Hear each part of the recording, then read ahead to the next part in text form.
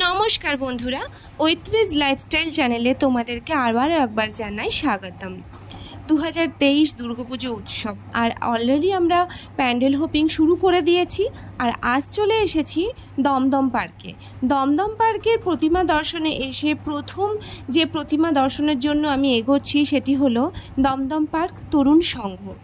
এবছরে তরুণ সংঘের থিম হচ্ছে সম্পর্ক।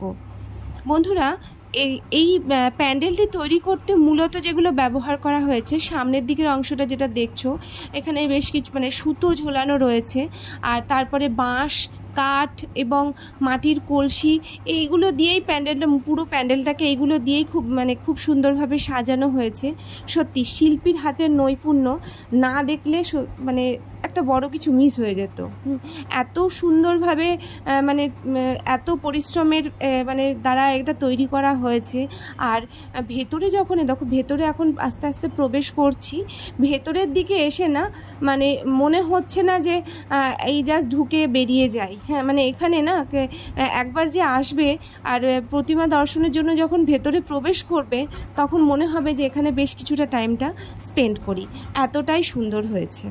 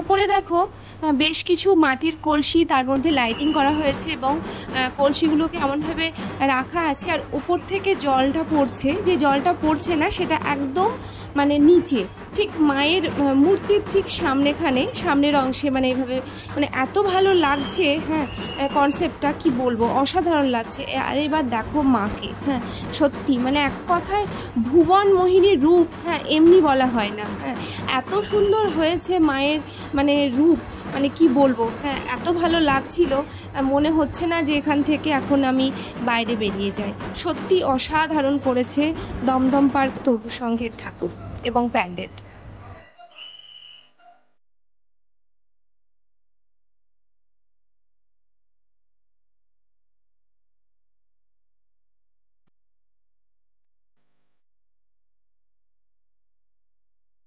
বন্ধুরা, দেখলে তরুণ সংঘের ঠাকুর এবং প্যান্ডেল। পরবর্তী আমরা দমদম পার্কে রয়েছি। দমদম পার্কে পরবর্তী প্যান্ডেল এবং ঠাকুর পরিদর্শনের ভিডিও নিয়ে খুব তাড়াতাড়ি তোমাদের সামনে আবারও হাজির হব। ততক্ষণ খুব ভালো থেকো।